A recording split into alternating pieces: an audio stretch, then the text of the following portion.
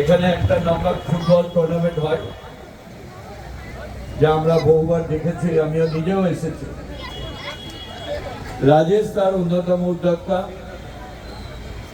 আমি তাকে আন্তরিক ধন্যবাদ জানাচ্ছি। এখানকার অনেকে পঞ্চায়েত সমিতির মেম্বার, গ্রাম পঞ্চায়েত যারা আছেন, এখানকার আদিবাসী, তাদের আন্তরিক ধন্যবাদ জানাচ্ছি। আমি 10 বছর এলাকার জনপ্রতিনিধি ছিলাম, এমএলএ ছিলাম, তারপরে মন্ত্রীও ছিলাম। সুতরাং এলাকার কি কি কাজ করা দরকার সবকিছু আমি নজর করেছিলাম এবং কাজ করার চেষ্টা করতাম। খেলাধুলাটা একটা সামাজিক দায়িত্ব। ছোট ছোট বাচ্চাদের যদি খেলাধুলায় আগ্রহ না থাকে, আর সমাজ কোনোদিন তৈরি হতে পারে না। অনেকের বাবা মা ভাবে পড়াশোনা করলে সবকিছু হয়ে যায়, তা নয়। পড়াশোনার সাথে সাথে শরীর চর্চা রাখতে হয়, আর তার সঙ্গে স্বাস্থ্যটাকেও দেখতে হয়। যদি একটা বাচ্চার স্বাস্থ্য ঠিক না থাকে, তাহলে সে উন্নীত হতে পারবে না। আর যদি ফিজিক্যালি ফিট না থাকে, তাহলে উন্নীত হবে না। আমি অনুরোধ করবো, এইসব খেলা যখন আয়োজন হয়, তখন ধরে রাখতে হবে এই এলাকার বাচ্চারা, ছোট বাচ্চারা, তারা খেলাধুলা এখানে করে। আমি নিজে ডিএসএর সেক্রেটারি হয়ে দীর্ঘদিন ধরে মালদার খেলাধুলা উন্নতি কিভাবে করা যায় তার জন্য দেখ। আমার নিজের দাদা ডিএসএর সেক্রেটারি ছিলেন, কিন্তু 2000 সালে করোনাতে মারা যায়। তারপরে আমি ডিএসএর দায়িত্ব নিই। ডিএসএর দায়িত্ব নেওয়ার পর মাননীয় মুখ্যমন্ত্রীর কাছে আমি গিয়েছিলাম, গিয়ে বলে আমার জন্য টাকা দিতে হবে ডিএসএ। টাকাটা না দিলে আমাদের ডিএস কে উন্নতি করা যাবে না, খেলাধুলা উন্নতি করা যাবে না। উনি কয়েকদিন পর ফোন করে আমাকে বললো, কৃষ্ণেন্দু তুমি অনেক টাকা চেয়েছো। আমি বললাম খেলাধুলার জন্য এটা আপনাকে করতে হবে। উনি প্রায় 2 কোটি টাকা দিয়েছিলেন। তাতে ডিএসএর পরিকাঠামো, সুইমিং পুল, আদার পরিকাঠামোগুলো আমরা ভালো করেছি। এর ফলস্বরূপ আমরা বলতে পারি, আজকে রাজ্যের 7 জুনিয়রে আমরা চ্যাম্পিয়ন হয়েছি ফুটবলে।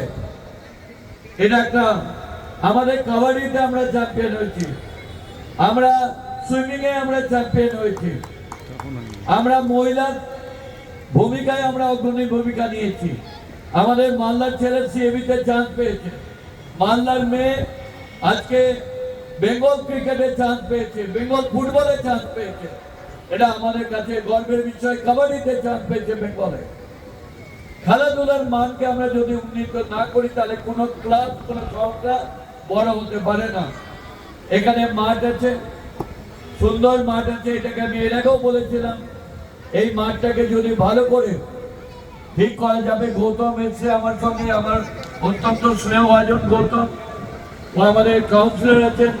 আর গৌতমের আদিবাড়ি এখানেই, ওর দুর্বলতা এই জায়গায়। তো আমি গৌতমকে বারবার বলি, গৌতম খেলাধুলা, ওকেও আমরা ডিএসএল এক্সিকিউটিভ বডিতে ইনক্লুড করেছি, যাতে খেলাধুলার মানগুলো বড় হয়।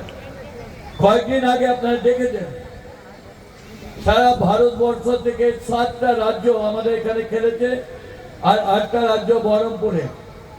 তাতে গুজরাট, মহারাষ্ট্র, কর্ণাটক, পাঞ্জাব, বিহার, ঝাড়খণ্ড, মেঘালয়ের মেয়েরা কি পারফরমেন্স রাখলো, খেললো।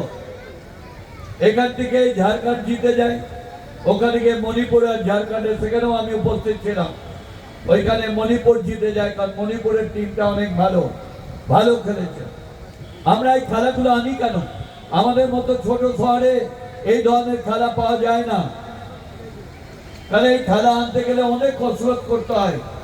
যেহেতু আমার সঙ্গে AIFA, অল ইন্ডিয়া ফুটবল ফেডারেশনের যারা কর্মকর্তা, তার সঙ্গে রিলেশন আছে, IFA যারা আছে তাদের সঙ্গে রিলেশন আছে, বলে আমরা এই খেলা নিয়েছে। আমাদেরকে কথা দিয়েছে তারা, সন্তোষ ট্রফি বা ডুরান্ট এর ক্লাস্টারটা মালদাতে দিবে। যদি আমরা এই ক্লাস্টার পাই, তাহলে অনেক উঁচু দলের খেলা আমরা দেখতে পারবো। ফুটবল হচ্ছে আমাদের রাজ্য যে দেশ নয়, সারা পৃথিবীতে জনপ্রিয় খেলা যদি কিছু থাকে সেটা হচ্ছে ফুটবল। একটা ফুটবল প্লেয়ারে যে কত কোটি টাকা, কত হাজার কোটি টাকা ইনকাম করে কেউ ধারণা নেই। মেসি কত, এমবাপে কত, এগুলো ধারণা নেই যে এত টাকা ইনকাম করে ওরা। তো আমরা মনে রাখি খেলাধুলার মানকে বাড়াতে হবে, আর আমাদের শরীর চর্চা, আমাদের পরিবারকে উন্নীত করতে হবে। ধন্যবাদ, ভালো থাকুক, খেলার উন্নতি হোক, এটাই কামনা করি।